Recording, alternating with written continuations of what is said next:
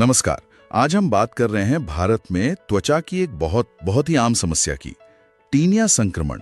जी, जिसे लोग दाद भी कहते हैं, फंगल इन्फेक्शन। हाँ, फंगल स्किन इन्फेक्शन।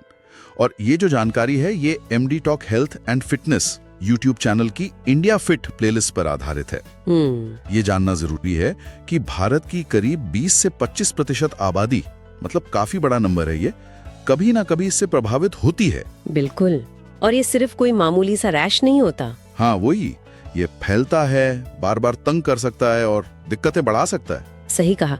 देखिए, टीनिया या जिसे हम डर्मेटोफाइटोसिस कहते हैं, ये एक फंगल इन्फेक्शन है। फंगस से होता है। हाँ, डर्मेटोफाइट्स नाम के फंगस से, जैसे ट्राइकोफिटन, एपिडर्मोफाइटन। ये हमारी स्किन, बाल और नाखून, इनके जो कैरेटिनाइज्ड हिस्से हैं ना, मतलब जो सख्त ऊपरी परत है, उस पर असर करता है। अच्छा, तो मतलब ये अलग अलग जगह अलग तरह से दिखता होगा। लोग इसे कैसे पहचाने? कुछ आम टाइप क्या हैं इसके? हाँ बिल्कुल, इसके कई रूप हैं। जैसे टीनिया कॉर्पोरस, ये शरीर पर होता है, गोल गोल चकते जैसे, रिंग वॉर्म जिसे कहते हैं। हाँ वही। फिर टीनिया क्रूरस है, जिसे जॉक इच कहते हैं। ये जांघों के बीच, मतलब ग्रोइन एरिया में होता है। ओके। पैरों की उंगलियों के बीच में जो होता है, एथलीट फुट, वो टीनिया पेडिस है। अच्छा। और टीनिया कैपिटिस सिर की स्किन का इन्फेक्शन है, इससे बाल भी झड़ने लगते हैं। ओह, ये तो सीरियस है। हाँ, और फिर है टीनिया अन्यूग्यम, ये नाखूनों का फंगल इन्फेक्शन है।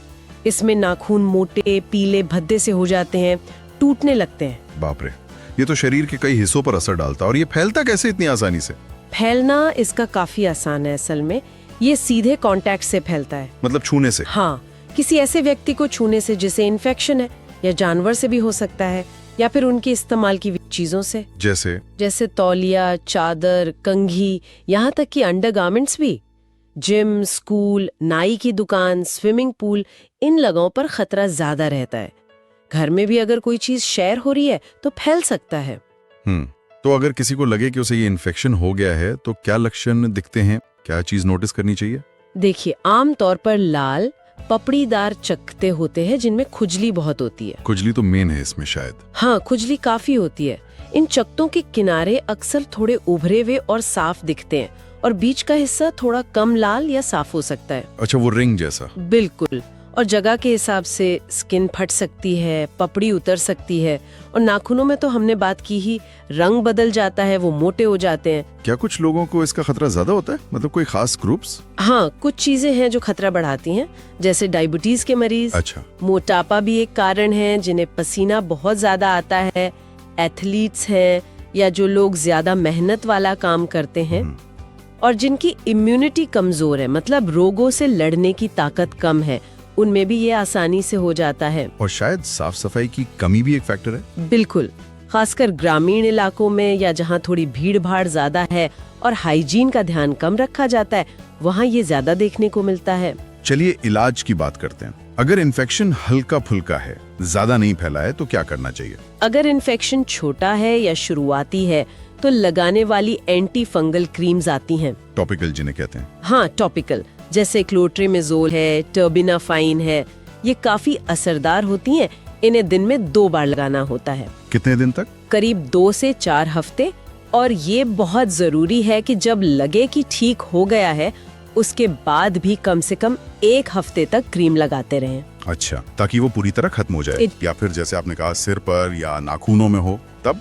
हाँ, ऐसी सिचुएशन में, या अगर ये बार बार हो रहा है, तो सिर्फ क्रीम से काम नहीं चलता। ओके।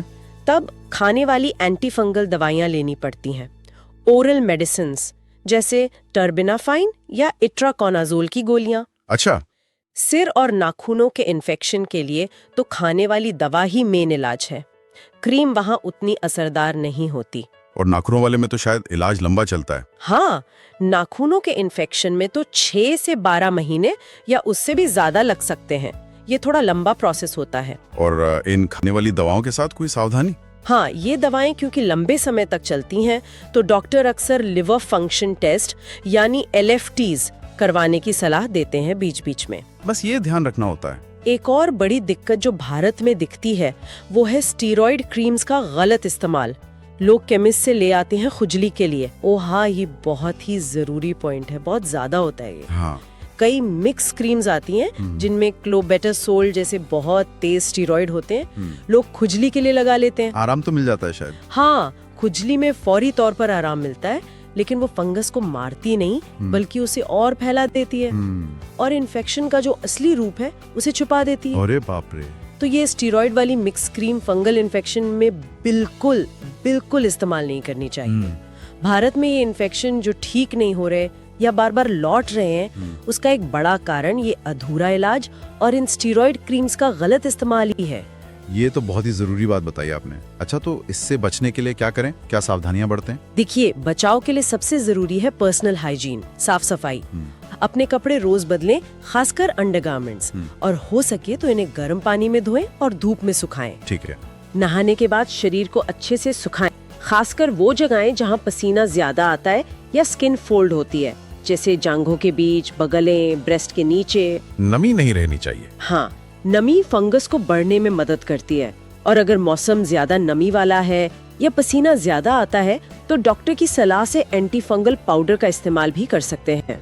ठीक है, तो मतलब कुल मिलाकर ये समझ आया कि ये टीनिया या फंगल इन्फेक्शन सिर्फ एक स्किन प्रॉब्लम नहीं है। नहीं, बिल्कुल नहीं। इसकी सही पहचान होनी चाहिए, डॉक्टर की सलाह से पूरा इलाज करना जरूरी है, और जो खतरनाक स्टेरॉइड क्रीम्स हैं उनसे तो भाई बिल्कुल दूर रहना है। हाँ, और साफ सफाई का ध्यान रखना है। बिल्कुल। ये भारत में एक चैलेंज तो है, लेकिन सही जानकारी और सही इलाज से इसे कंट्रोल किया जा सकता है। हाँ, बिल्कुल। और आखिर में बस एक सोचने वाली बात, हम कितनी बार स्किन पर कोई छोटा मोटा बदलाव, कोई रैश या खुजली देखकर उसे इग्नोर कर देते हैं। हाँ, सोचते हैं अपने आप ठीक हो जाएगा, है ना? ये सोचते हैं कि ये मामूली है, पर क्या ये हो सकता है कि वो किसी गहरे इन्फेक्शन या किसी ऐसी प्रॉब्लम का पहला संकेत हो जिस पर फौरन ध्यान देने की जरूरत है? ये सोचने वाली बात है, नजरअंदाज नहीं करना चाहिए। इस टॉपिक पर और जानकारी के लिए आप MD talk health and fitness YouTube channel जरूर देखें। वहां इंडिया फिट प्लेलिस्ट में काफी कुछ मिलेगा।